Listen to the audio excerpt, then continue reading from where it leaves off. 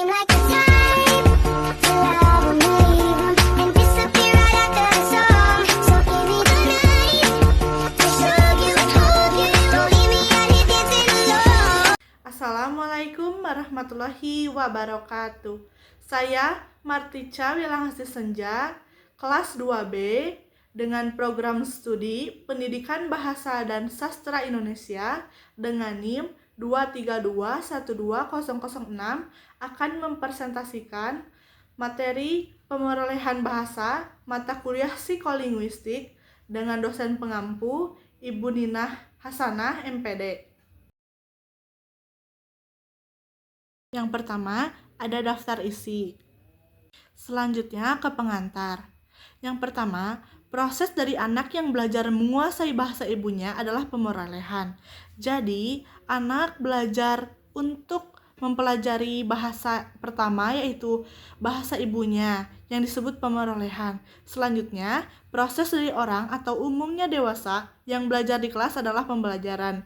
Jadi, siswa yang belajar di kelas memulai kegiatan disebut pembelajaran.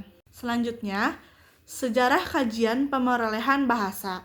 Konon, Raja Mesir pada abad 7 sebelum Masehi, Psammetichus I menyuruh bawahannya untuk mengisolasi 2 dari anaknya untuk mengetahui bahasa apa yang akan dikuasai anak-anak itu. Sebagai Raja Mesir, dia mengharapkan bahasa yang dikuasai adalah bahasa Arab, meskipun akhirnya dia kecewa. Kemudian selanjutnya, Ingra tahun 1989 membagi perkembangan studi pemerolehan bahasa menjadi 3 tahap. Yang pertama, periode buku harian tahun 1876 sampai 1926, mencatat semua yang diujarkan anak dalam buku harian. Yang kedua, periode sampel besar tahun 1926 sampai 1957. Pandangan behavioristik di mana menekankan pada lingkungan dan mengambil sampel yang besar untuk mengambil kesimpulan. Yang ketiga, periode kajian longitudinal tahun 1957. Berlawanan dengan behaviorisme menandaskan adanya bekal kodrati yang dibawa anak saat dilahirkan. Cirinya adalah memerlukan waktu panjang dan jumlah subjek lebih sedikit, atau 1 orang juga bisa.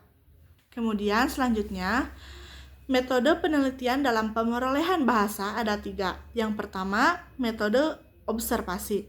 Merekam ujaran maupun tingkah laku anak saat berujar, baik secara visual maupun auditori. Yang kedua, metode wawancara, untuk mengecek ulang sesuatu yang ingin diketahui oleh peneliti. Yang ketiga, metode eksperimen, dipakai jika peneliti ingin jawaban terhadap suatu masalah. Selanjutnya, universal bahasa.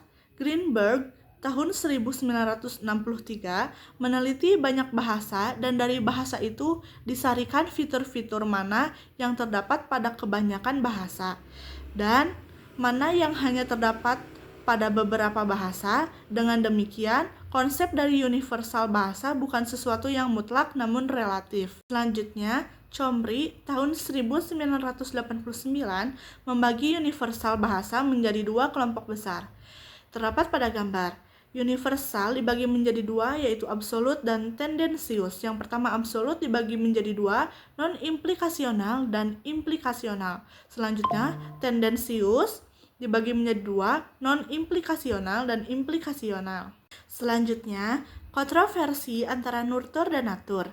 Aliran behaviorisme mengatakan pemerolehan bahasa bersifat nurtur, yakni pemerolehan itu ditentukan oleh alam lingkungan atau tabula rasa, didukung oleh teori Skinner yang mengatakan bahwa segala pengetahuan termasuk pemakaian bahasa didasarkan pada adanya stimulus, kemudian diikuti oleh respons.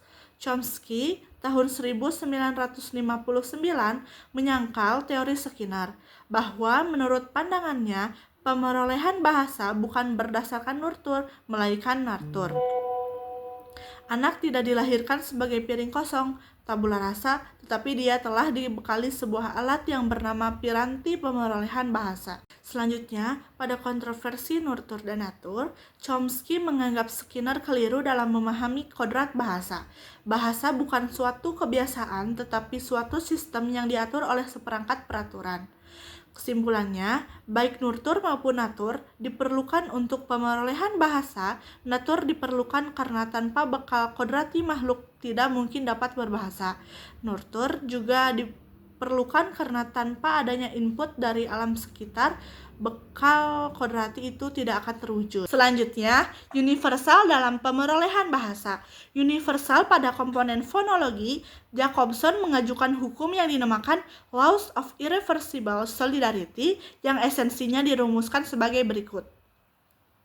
Yang pertama, apabila suatu bahasa memiliki konsonan hambat velar, bahasa tersebut pasti memiliki konsonan hambat deptal dan bilabial. Contoh, bila bahasa A memiliki bunyi K dan G, bahasa tadi pasti memiliki TD dan PB. Yang kedua, apabila suatu bahasa memiliki konsonan frikatif, bahasa tadi pasti memiliki konsonan hambat. Contoh, bila bahasa A memiliki F dan V, bahasa tadi pasti memiliki PB, TD, dan KG. Yang ketiga, apabila suatu bahasa memiliki konsonan afrikat, bahasa tadi pasti memiliki konsonan frikatif dan konsonan hambat.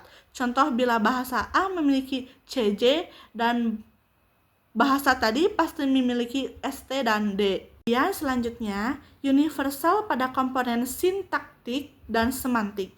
Yang pertama, pada komponen sintaktik ada pola-pola kalimat yang diperoleh secara universal.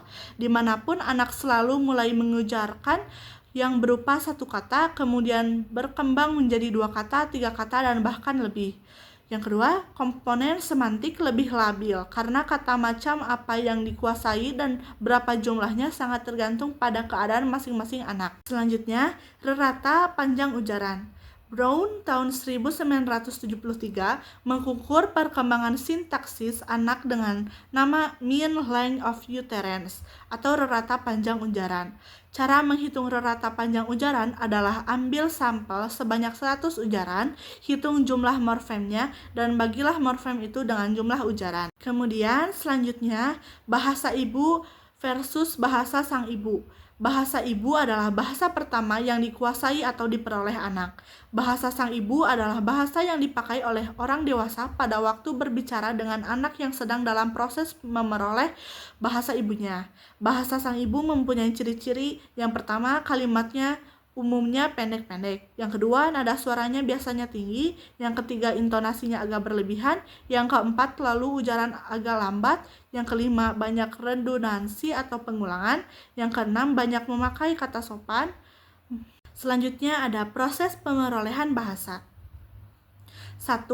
Pemerolehan dalam bidang fonologi. Pada umur 6 minggu, anak mulai mengeluarkan dekutan, kemudian umur 6 bulan, anak mulai berceloteh. Yang kedua, pemerolehan dalam bidang sintaksis. Anak mulai berbahasa dengan mengucapkan satu kata atau bagian kata. Yang ketiga, bentuk tata bahasa pada anak. Martin Brain tahun 1963 dalam penelitiannya membagi tata bahasa menjadi 2 kelompok. Yang pertama, kata yang sering muncul, yang tidak pernah sendirian muncul dan pada posisi tertentu. Yang kedua, kata-kata yang jumlahnya lebih besar namun tidak sering muncul. Yang keempat, pemerolehan pada bidang leksikon. Sebelum anak dapat mengucapkan kata, dia memakai tangis dan gestur, atau gerakan tangan, kaki, mata, mulut, dan sebagainya. Selanjutnya yang terakhir, proses pemerolehan bahasa. Macam kata yang dikuasai anak mengikuti prinsip sini dan kiri. Dengan demikian, kata-kata yang diperoleh anak pada awal ujarannya ditentukan oleh lingkungannya. Cara anak menentukan makna ada 2. Yang pertama, overextension atau penggelembungan makna. Yang kedua, underextension atau penciutan makna.